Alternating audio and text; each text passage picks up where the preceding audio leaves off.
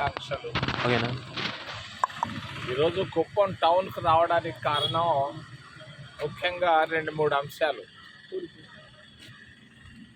కుప్పం నియోజకవర్గంలో ఎక్కువ నిరుద్యోగం బాగా కనిపిస్తూ ఉంది.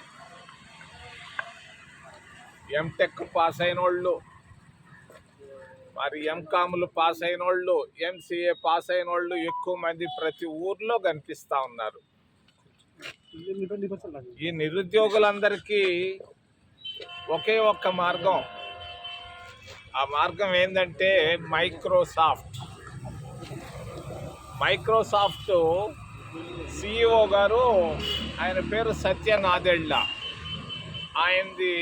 ఆయన తండ్రి తిరుపతిలో చదువుకున్నాడు, ఐఏఎస్ ఆఫీసర్ అయ్యాడు. ఆ ఐఏఎస్ ఆఫీసర్ బిడ్డే సత్యనాదెళ్ళ. వాళ్ళ అమ్మది రాజంపేట, నాయనది తాడిపత్రి. రాయలసీమ మరి బంగారు బిడ్డ సత్యనాదెళ్ళ. ఈ మధ్య మోడీ గారి దగ్గరకు వచ్చాడు. మోడీ దగ్గరకు వచ్చి 10 లక్షల కోట్ల రూపాయలు పెట్టుబడులు నేను భారతదేశంలో పెట్టబోతున్నాను, మాకు ట్రంప్ ట్యాక్సులు ఎక్కువ వేస్తున్నాడు అని చెప్పి వెళ్ళడం జరిగింది. ట్రంప్కి కన్నుబడ్డది.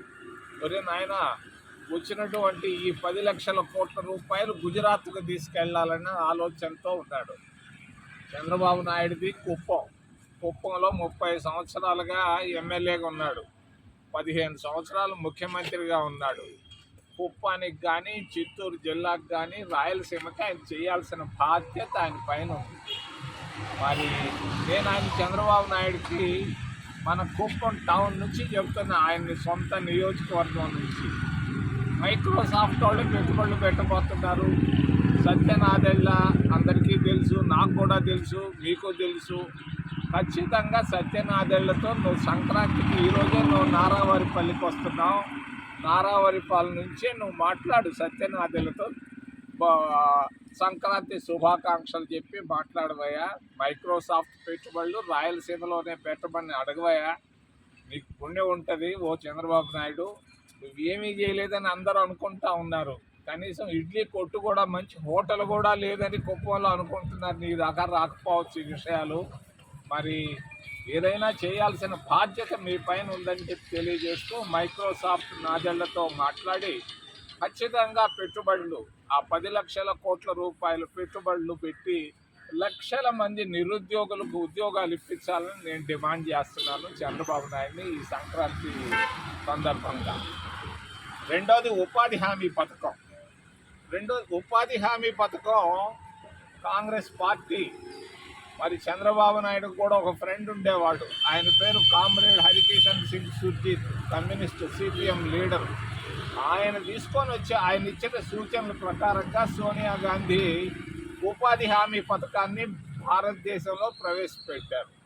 దీన్ని మూసేయాలన్న కుట్రతో ఉన్నారు. మూసేసేదానికి మరి చట్టాన్ని కూడా తయారు చేశారు.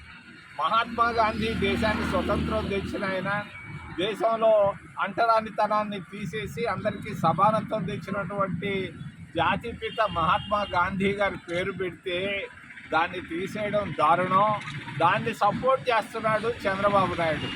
మరి చంద్రబాబు నాయుడు బీజేపీతో చేరి వాళ్ళకి సహాయం చేయడమే కాదు, మహాత్మా గాంధీ పేరు తీసేయడమే కాదు, 40 కోట్ల మంది నిరుపేదల గొంతులు కోసేదానికి భారతీయ జనతా పార్టీ తీసుకొచ్చిన కార్యక్రమాన్ని ఏమాత్రం చంద్రబాబు నాయుడు సపోర్ట్ చేసినా, దాని గురించి మాట్లాడినా మరి నష్టం ఉంటుందని తెలియజేస్తూ, మన ఆంధ్రప్రదేశ్ రాష్ట్రం రాజశేఖర్ రెడ్డి కుటుంబం 11 సంవత్సరాలు ముఖ్యమంత్రిగా ఉంది.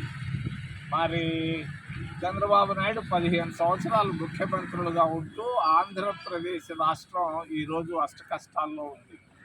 ఎస్సీల పరిస్థితి అధ్వానంగా ఉంది గ్రామాల్లో కానీ, వారి ఆంధ్రప్రదేశ్ రాష్ట్రంలో ఓబీసీల పరిస్థితి కూడా చాలా అధ్వానంగా ఉంది. నేను ఈ విషయంలో మరి చంద్రబాబు నాయుడు, అటు జగన్మోహన్ రెడ్డి ఇద్దరు సంపన్నులు, బాగా ఇద్దరు బిలియనీర్లు అయిపోయారు. ముఖ్యమంత్రిగా చంద్రబాబు నాయుడు ఈరోజు దేశంలోనే సంపన్నమైనటువంటి ముఖ్యమంత్రి అయ్యాడు మీ ప్రాంతంలో మీ ఓట్లు ఎంచుకొని. మరి ఆ జగన్మోహన్ రెడ్డి కూడా పేద కుటుంబంలో పుట్టాడు, బిలియనేర్ అయ్యారు. ఈ ఇద్దరు బిలియనేర్లు కొట్లాడుతున్నారు. ఈ కొట్లాటల్లో నష్టపోతుండేది ఆంధ్రప్రదేశ్ రాష్ట్ర ప్రజలు అని తెలియజేస్తూ ఏదైనా ప్రశ్నలు ఉంటే అడగమని మిమ్మల్ని చేతులెత్తి ప్రార్థిస్తున్నాను.